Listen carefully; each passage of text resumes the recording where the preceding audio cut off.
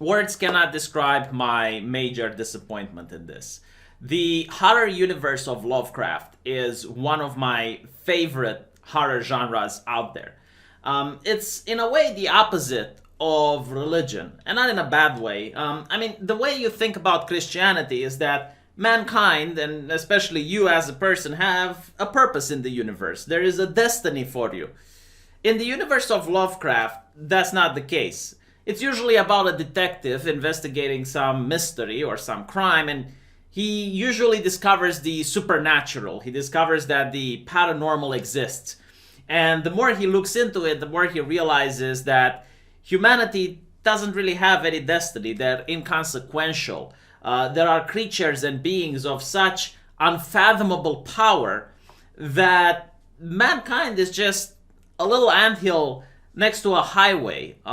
If any of these creatures would ever get interested in our world, we could just be destroyed in an instant. And that creates horror, that creates dread. It makes you feel unsafe, it makes you feel uneasy. And another predominant theme within the Lovecraft universe is the idea of insanity. As more people get exposed to the paranormal and they realize how life actually is, they become insane. Their mind is starting to break. And it's horrifying to be trapped in your own mind, to know that you're mentally ill and there's nothing you can do about it. So that is what Lovecraft is. And if you want to make a movie, a TV show, a book based on Lovecraft, I expect that. Like, that is the core. You can't have anything Lovecraftian without that. And I noticed this trend that rich Hollywood people or celebrities, they hijack an IP and then they milk it of cash without keeping the spirit of the IP. Like, they just want to get people like me to watch their stuff so they can take my money. And you feel ripped off, you feel cheated. It's not what you went there to see, it's not what you wanted to get.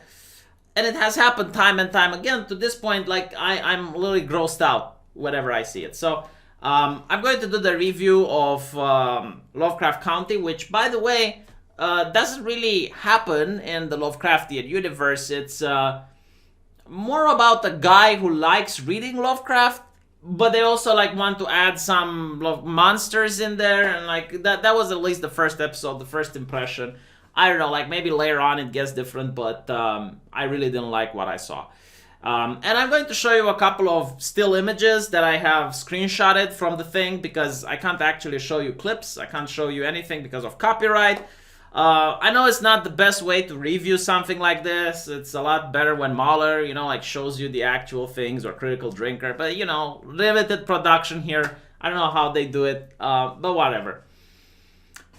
So the first episode actually starts in a very bizarre LSD way. You get like this black gentleman, which is a soldier, and he fights in some trenches, what appears to be World War One, and I'm already hyped up. It's like, oh, it's going to be a World War One setting, because Lovecraft has a couple of those where the soldiers are trying to find some esoteric knowledge to get an advantage on their faction, and it's really great. But no, like he goes over a hill and he sees this, and I'm like, what is this? Like, you get like these 90s saucers that are flying around.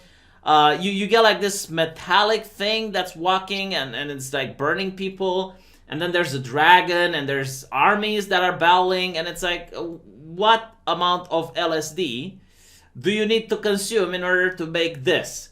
And then there's like this spaceship which has this chick coming out of the spaceship, and they hug, like he actually hugs her. I mean, dude, it's an alien, like, I don't know whatever, like everyone is dying around them and they're hugging, and there's this tentacle monster that attacks him, but like a baseball player whacks it with a bat and it splatters, and I'm like, what am I watching, and it turns out, like, look, it's just a dream. It's just a dream, bro.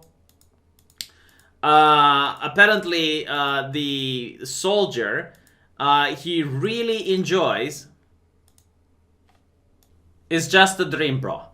Apparently, the main character is a soldier, and he loves Lovecraft. and he keeps reading about Lovecraft literature. And of course, the movie goes out of the way in order to talk about how racist Lovecraft used to be. I mean, if it's so racist, why do you make a movie based on his work?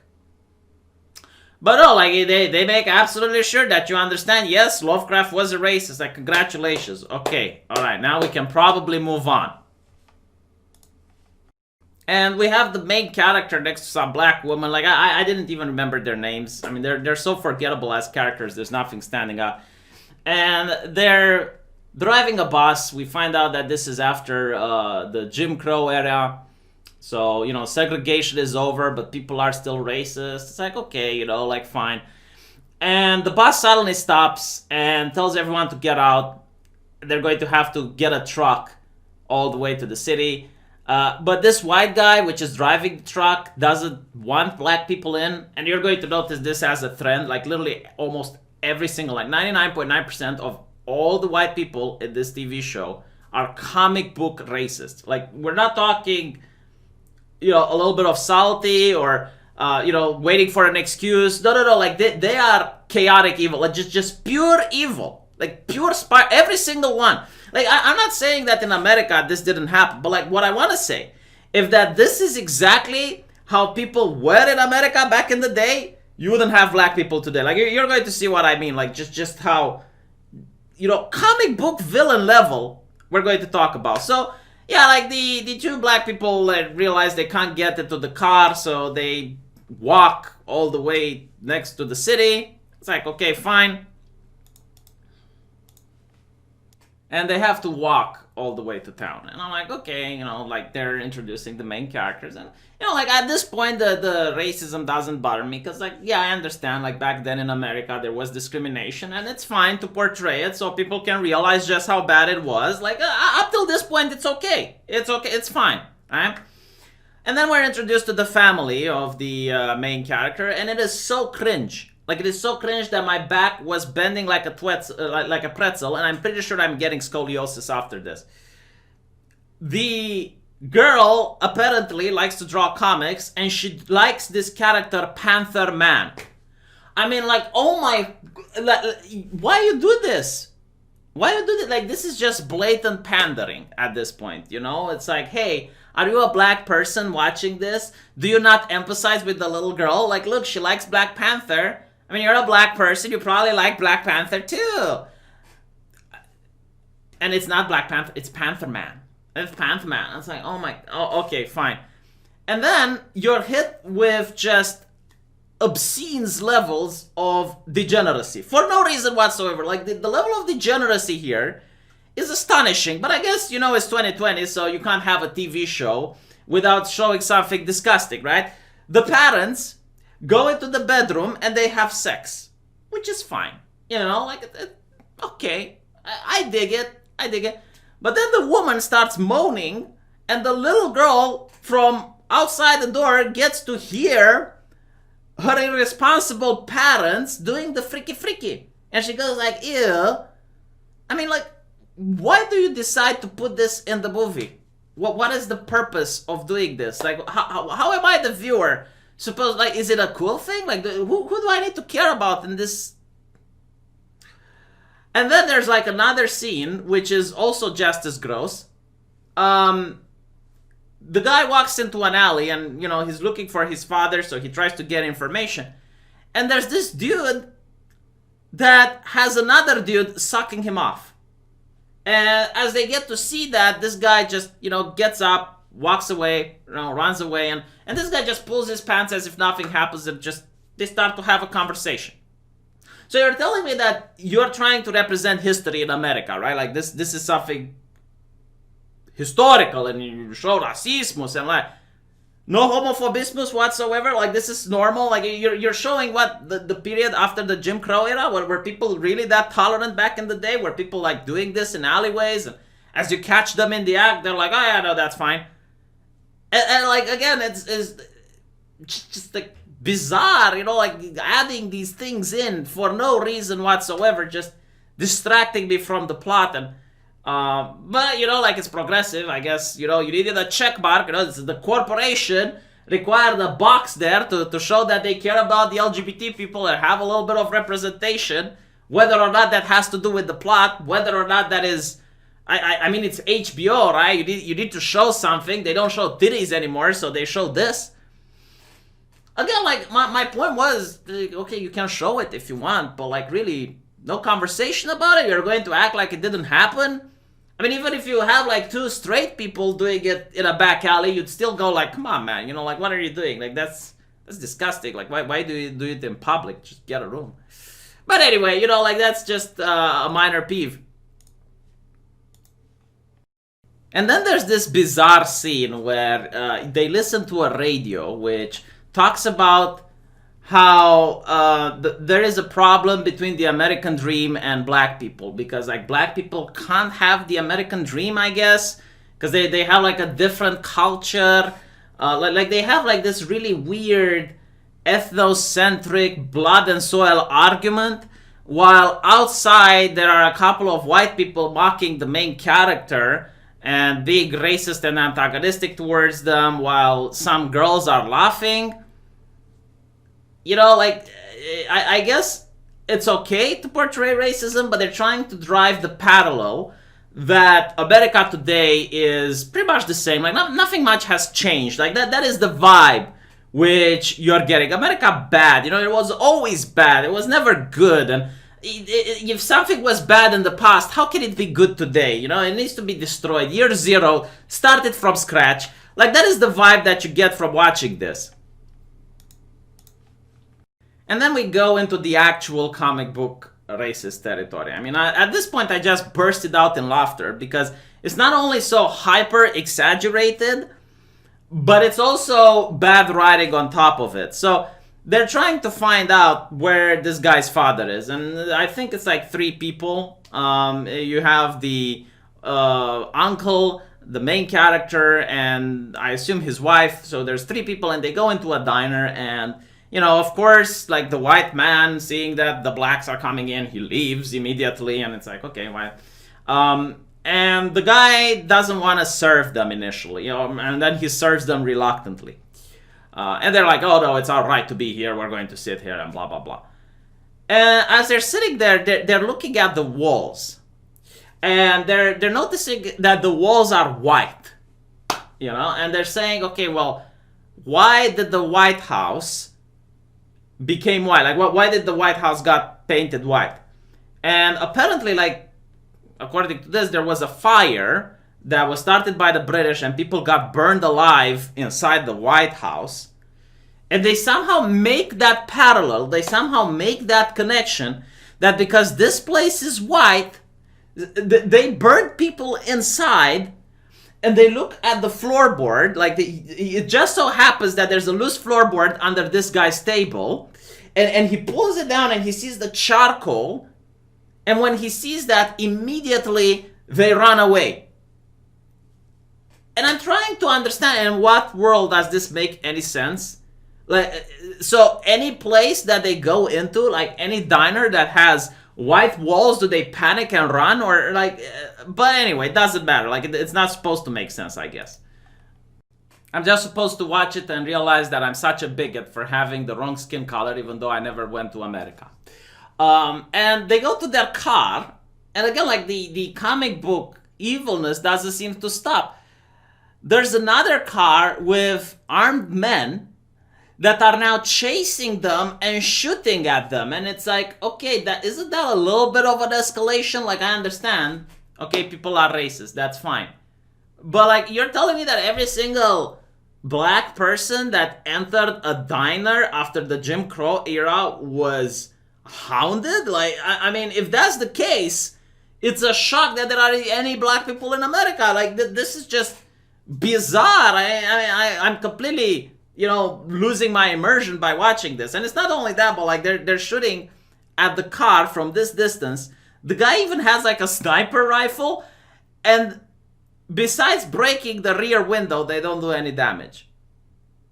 Like, no one actually gets shot from this distance. I mean, look at it. You know, like, it's impossible to miss. I never fired a gun in my life, but I'm pretty sure even I can hit someone from this distance.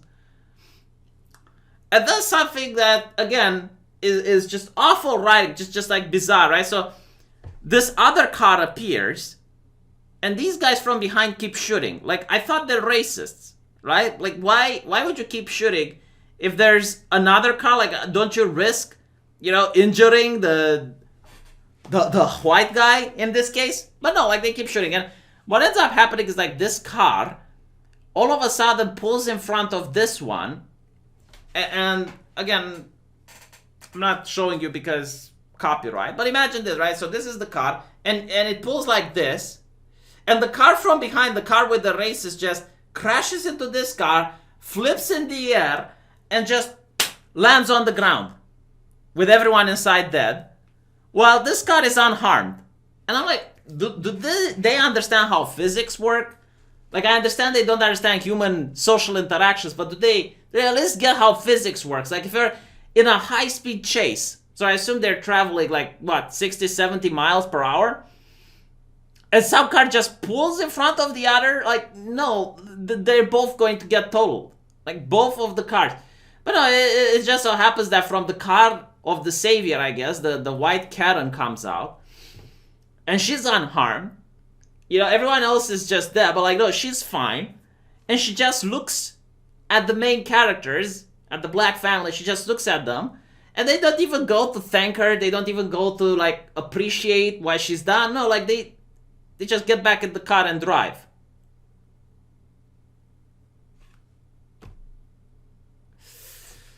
And then the comic book racism keeps going. Like, and I have to ask, like, what is this have to do with anything with Lovecraft? What does this have to do with horror? Like, I'm not getting the story. I'm not being immersed. I mean, I don't care about these characters because they don't act like human beings. But anyway, right, so they find out where the father might be, and it's in a place called Ardham. So they go there, and as they're, stopping the car to look at the map, this police officer, this sheriff, stops them and tells them that he's going to hang them if he catches them in his county at night. And I'm like thinking, okay, well, let's say that this is the most racist cop in the entire world. Like, let's say this guy is the reincarnation of Hitler himself. If you're alone in the woods, and I mean, the black guy, the main character, is 5 times stronger than this guy. Like, he is well built. He's a soldier. He's very strong, right? And you're in the woods, and you approach 3 other individuals, and you threaten them with death.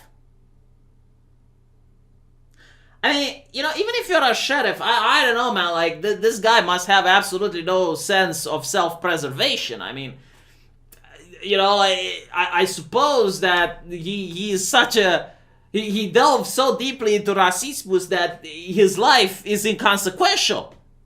I mean, the guy could just literally just punch him out, knock him out cold, get back in his car and just drive away and no one would know. Like, there would be absolutely no witness, no evidence, no nothing, well, okay, fine, whatever. I guess, like, laws don't work anymore, like, people can just abuse black people in this universe without any consequence.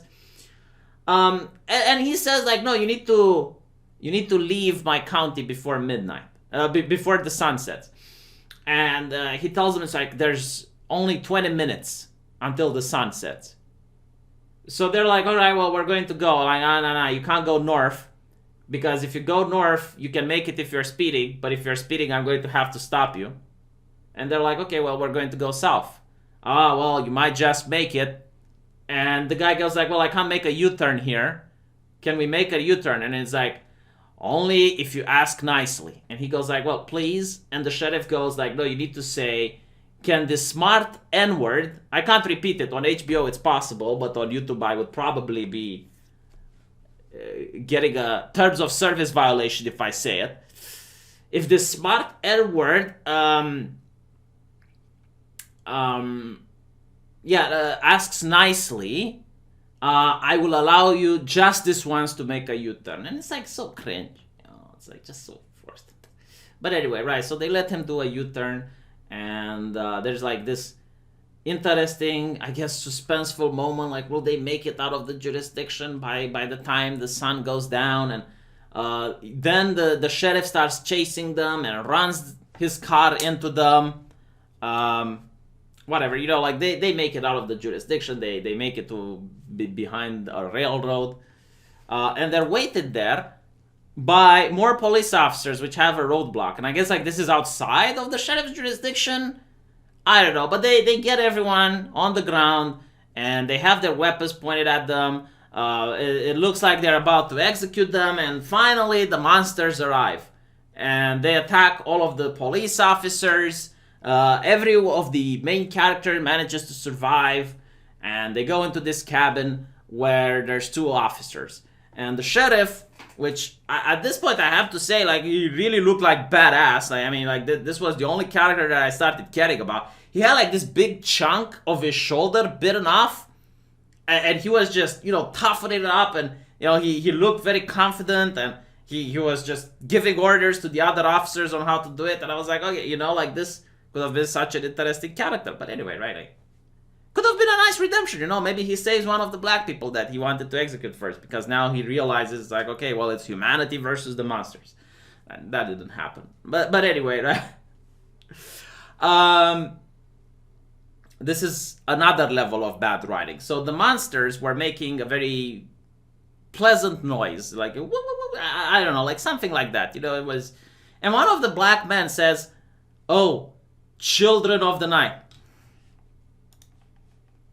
And one of the main characters, the uncle, says, "Children of the night, what beautiful songs they make."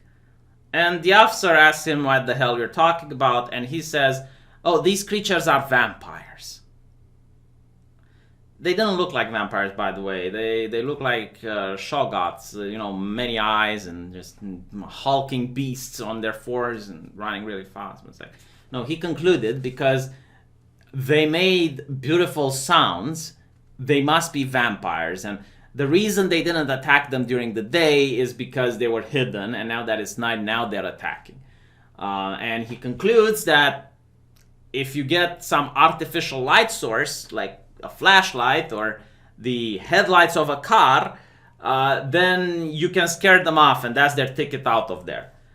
And I'm thinking, like, how can you make this connection? Like, how is it possible that within 3 seconds of being assaulted by these creatures, you have just managed to document them and give a biology lesson to the police officers? Like, I mean, all right, so even if they're vampires are afraid of sunlight. They're not afraid of artificial light. And even if that's the case, why wouldn't you just say, no, we need crosses, or we need garlic? Like, why is it that you're automatically thinking that you need artificial light? Like, his reason behind it is that the woman had like a flashlight or something, and they didn't attack her. I mean, is it possible that she just got lucky, that they were busy hacking the other police officers and allowed her to escape because they didn't even know that she's there? No, apparently that's his brainstorm idea, that they're vampires and they're afraid of light. So they wanted to send someone to go to the car in order to turn on the headlights so that everyone can escape. And the guy, the main character, wants to go out himself, because he's a soldier, he volunteers. But the police officer goes, no, if you do it, you're going to leave us. You're going to desert us. Let the woman go. And I'm like, is this police officer brain dead? Like, again, like his spirit of self-preservation seems to be lacking. Like, instead of sending the buff guy, the muscular, athletic individual that looks the most capable out of the group, because like he wasn't wounded. He looks like a fit person. He looks like a soldier, like he had the experience. No, you're not sending him, you're sending the woman.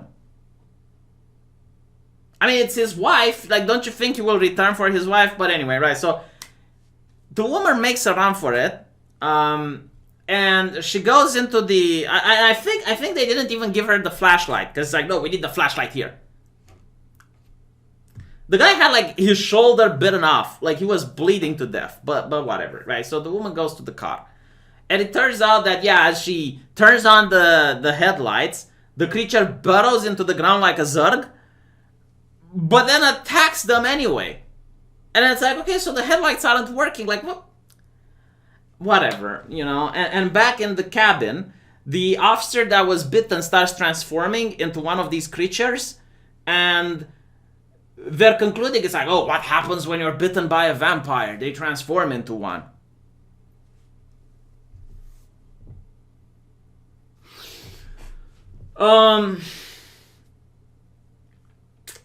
The chick comes back with the car. They all make it out of there. The police officers die, and eventually they go to a place where it's Ardham. So it's like this place in the woods. Like they go deep in the woods and they find like this clearing where it's like this entire hidden village, I suppose. And as they knock on a house, a white guy, and I have to just mention the races because like this movie makes it absolutely purposefully that you notice the races. Like they don't want you to be colorblind. Like it's just, you can't watch it anyway. Like you'll see, like it's being fed, it's spoon fed to you. And like this white guy, which apparently is a servant, and that's like, wow, opens the door for them and says, we've been expecting you. And that's how the first episode ends.